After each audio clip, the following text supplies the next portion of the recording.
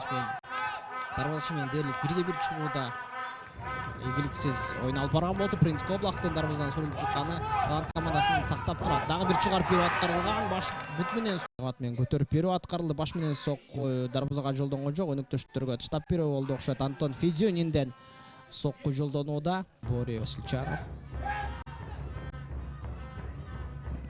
Дарбазага сокку 14-чү номурдагы Ислам Мирланбек уулунан бир рет айпатын иче топту калып алган. Жана дарбазага багытталган сокку. Абдулхаков.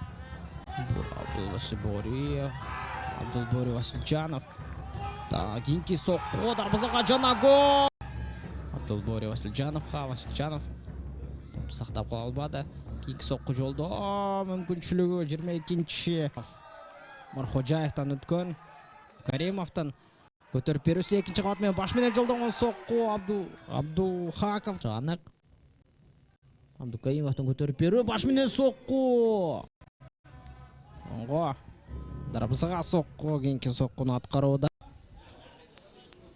Экинчи кабатка көтөрүп берүү жана баш менен сокку аткарылган. Дарбазага аныктык көтөрүп берүүсүнө аябай даярданышууда. Экинчи кабатка киргизип берүү жана баш менен сокку дарбазасына тыйып чыккан топ Айдар Мамбеталиевден сокку. Баштан көтөрүп берүү. Акрам Ходжаев тогуп да жетти. Таланттуу оюнчулары экинчи кабат баш менен сокку жолдоо мүмкүнчүлүгү бар. Айдар Мамбеталиевдин бутуна түшкөн топ эле, бирок аны сактап кала алган жок. Алда өтүү жана дагы бир жазгыруу алуу. Дарбазага сокку багытталган. Абдулхаков жазгыруу алуу жана дарбазага сокку жолдогон Абдулбори Васильчанов. Атанаштын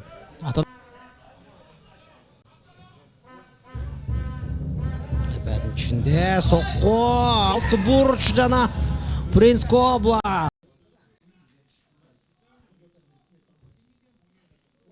Көрүп берүү айпанын ичинде бар. Сокку жолдоо мүмкүнчүлүгү.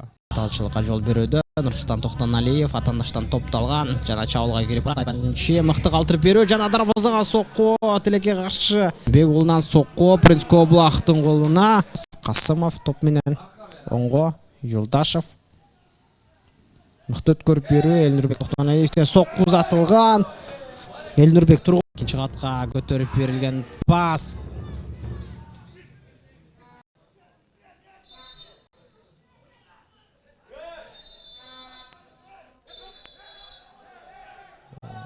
Oyuncular ортосунда пикир келишпестик. Кызуу кандуулук калтырып жиберишүүдө.